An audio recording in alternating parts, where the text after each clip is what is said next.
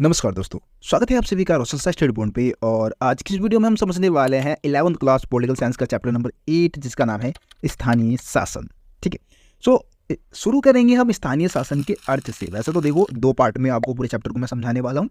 ये first part की video है, 50% से ज़्यादा चैप्टर आपको इसी पार्ट में समझा दिया जाएगा। ठीक है, तो सबसे पहले हम समझेंगे स्थानीय शासन होता क्या है। देखिए, स्थानीय शासन जो है वो गांव और जिला स्तर की शासन व्यवस्था को हम क्या बोलते हैं, स्थानीय शासन बोलते हैं। और ये हमारे सबसे नज़दीक की शासन व्यवस्था है, सबसे पास की शासन व्यवस्था है। ठीक है, इसको हम क्या बोलेंगे, स्थानीय शासन।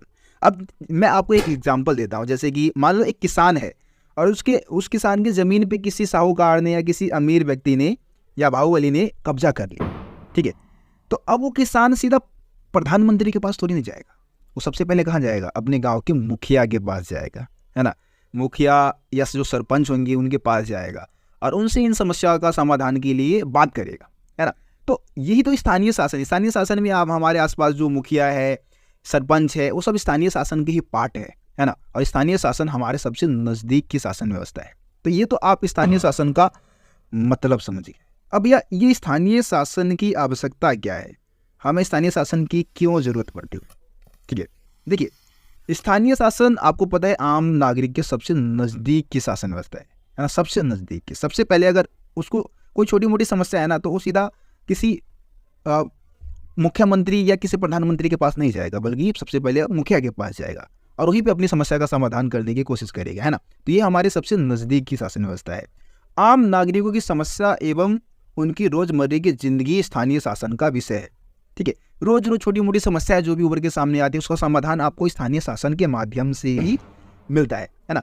आम नागरिकों की समस्याओं का समाधान बहुत ही जल्दी होता है और कम खर्चे में भी हो जाता है। भाई, आपको अगर प्रधानमंत्री से मिलना है तो आपको दिल्ली आना पड़ेगा, है ना। प्रधानमंत्री भवन है, वहाँ आना पड़ेगा। आपको मुख्यमंत्री से मिलना है तो मुख्यमंत्री जहाँ रहता है वहाँ जाना पड़ेगा। लेकिन छोटी मोटी समस्याओं के लिए आपको यहाँ आने की जरूरत क्या है, स्थानीय शासन है ना, मुखिया है ना, जो आपकी समस्याओं का समाधान करेंगे। तो बहुत ही शीघ्रता से और बहुत ही कम खर्चे में भाई आम लोगों की समस्याओं का समाधान हो जाता है। इसके अलावा स्थानीय शासन भाई लोकतंत्र को मजबूत करता है, क्योंकि इसमें हर आम नागरिक पार्टिसिपेट करता है ना। तो ये जन भागीदारी को बढ़ाता है और इससे लोकतंत्र और ज़्यादा मजबूत हो रहा है। तो अभी तक हमने स्थानीय शासन का अर्थ समझ लिया, स्थानीय शासन की आवश्यकता क्या है इसको भी हमने समझ लिया। अब हम समझने वाले हैं कि भारत में स्थानीय शासन का विकास कैसे हुआ, है ना, डेवलपमेंट कैसे हुआ लोकल गवर्नमेंट का।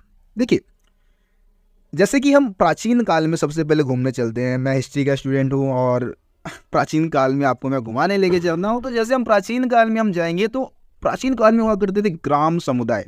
ठीक है, ग्राम समुदाय प्राचीन काल में सभा के रूप में मौजूद थे। मतलब कोई समस्या होता था ना तो सभा बुलाई जाती थी, और सभा बुलाई जाती थी उसमें सभी बुजुर्ग लोग होते थे, जो अनुभवी लोग हैं गांव के, वो सब पार्टिसिपेट करते थे। मान लो किसी व्यक्ति को सजा सुनाना है तो उसने क्या कांड किया है उसके बारे में बहुत ही ज़्यादा डिस्कशन होगा, विचार विमर्श होगा। उसके बाद जो बुजुर्ग लोग होंगे जो वहाँ पे फैसले सुनाते हैं वो सब अपनी अपनी राय रखेंगे, है ना। उसके बाद समस्या का समाधान होगा। तो ये ग्राम सभा जो है ना वो प्राचीन समय से मौजूद है, और समय बीतने के साथ साथ गाँव में इन सभाओं ने ही पंचायत का रूप ले लिया। इसको हमने पंचायत बोल दिया बाद। अब जैसे मुगल काल में मैं आपको लेकर चलूँ, मुगल काल में जो मुखिया होते थे उनको मंडल या फिर मुकद्दम कहा जाता था। लेकिन अगर हम आधुनिक समय की बात करें तो आधुनिक समय में जो ये स्थानीय शासन का जो निर्वाचित निकाय है, मतलब निर्वाचित रूप से जो ये अस्तित्व में आया, वो 1882 में अस्तित्व में आया है। और उस समय हमारे देश के जो वायसराय थे वो लॉर्ड रिपन थे। वायसराय होते कौन है, गवर्नर जनरल हुआ करते थे।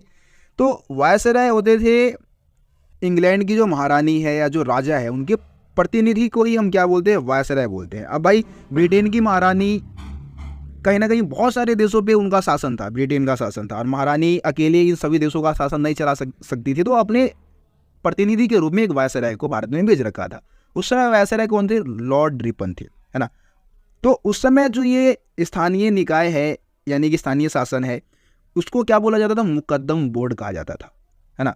इसके बाद अब अगर हम गवर्नमेंट ऑफ इंडिया एक्ट 1919 की बात करें तो उसमें भी प्रांतों में ग्राम पंचायत बनाने की बात कही गई थी। मतलब प्रांतों में ग्राम पंचायत का गठन किया गया था। इसी तरीके से अगर हम 1935 के गवर्नमेंट ऑफ इंडिया एक्ट की बात करें तो इसमें भी ग्राम पंचायत को जारी रखा, ग्राम पंचायत को आगे बढ़ाया गया। ठीक है, अब हम यहाँ पे महात्मा गांधी के विचार को समझ लेते हैं कि महात्मा गांधी स्थानीय शासन को किस नज़रिए से देखते थे, उनका क्या राय था भाई स्थानीय शासन को लेकर। तो महात्मा गांधी स्थानीय शासन को बहुत महत्व देते थे। उनका मानना था कि भाई सत्ता का ना विकेंद्रीकरण होना चाहिए। विकेंद्रीकरण का मतलब है कि छोटे से छोटे लेवल पे सत्ता का बंटवारा होना चाहिए, ठीक है। तो ये जो संविधान जब बना तो संविधान बनने के बाद इसको नीति निर्देशक तत्व में शामिल किया गया था। जो स्थानीय शासन का विषय है उसको नीति निर्देशक तत्व के रूप में इसको संविधान में शामिल किया गया था। तो जैसा कि मैंने अभी आपको बताया कि जब संविधान बना तो संविधान बनने के बाद जो स्थानीय शासन का जो विषय है वो प्रदेशों को सौंप दिया गया, राज्य सरकार को सौंप दिया गया, मतलब उतना महत्व नहीं दिया गया और इसको ना नीति निर्देशक तत्व में शामिल कर दिया गया। तो इस वजह से आपको पता है कि बहुत मतलब स्थानीय शासन को कमज़ोर कहीं ना कहीं ये चीज़ बनाता है, क्योंकि आपको पता है कि नीति निर्देशक तत्व को राज्य चाहे तो लागू कर भी सकती है और नहीं भी कर सकती है ना, उनकी मर्जी के ऊपर था। तो जब संविधान बना तो आपको मालूम है कि इसको नीति निर्देशक तत्व के तौर पे शामिल किया गया, यानी कि स्थानीय शासन को ज़्यादा महत्व नहीं दिया गया। इसके पीछे कुछ रीजन थे, जैसे कि भारत आज़ाद हुआ तो आज़ादी से पहले आपको पता है कि भाई भारत कई रजवाड़ों में बटा हुआ था और फिर से हमारे नेता लोग ये नहीं चाहते थे कि स्थानीय शासन में छोटे से छोटे स्तर पर हम शक्तियों का बंटवारा करके भारत को फिर से बांट दे। इसके अलावा डॉक्टर अंबेडकर जैसे लीडर्स जो थे वो ये सोचते थे कि ग्रामीण क्षेत्र में ना जात पात के आधार पे भेदभाव बहुत ज़्यादा है और अगर पंचायत का गठन होगा, मुखिया का चुनाव होगा तो उसमें जात पात का बोलबाला बहुत ज़्यादा हो जाएगा। तो इस वजह से कुछ लीडर्स इसका विरोध कर रहे थे और इन वजह से स्टार्टिंग में स्थानीय शासन जो था, जो पंचायती राज व्यवस्था थी वो काफ़ी कमज़ोर थी।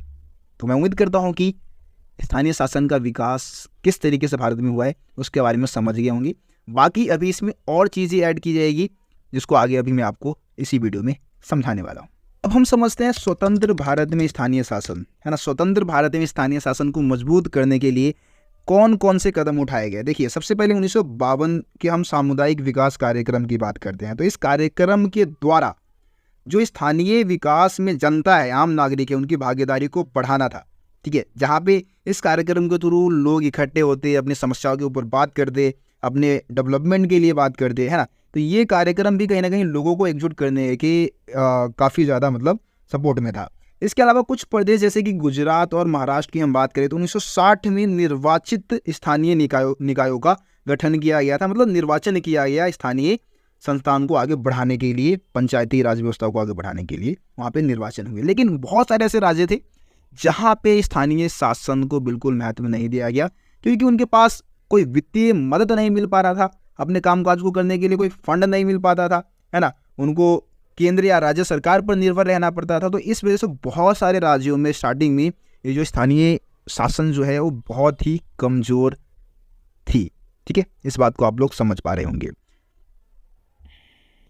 सो प्यारे स्टूडेंट्स, 1989 में अब हम आते हैं 1989 की अगर हम बात करें तो पीके थुंगन समिति ने स्थानीय शासन के निकायों को संवैधानिक दर्जा प्रदान करने की सिफारिश की थी, है ना। मतलब चुनाव हो और हर समय पर टाइम पे चुनाव होने चाहिए, उनको फंडिंग वगैरह मिलनी चाहिए, उसके लिए उन्होंने सिफारिश की थी। तो इनकी सिफारिश में मुख्य मांग क्या थे, टोटल डिमांड की अगर हम बात करें 3 मांग उन्होंने किया था।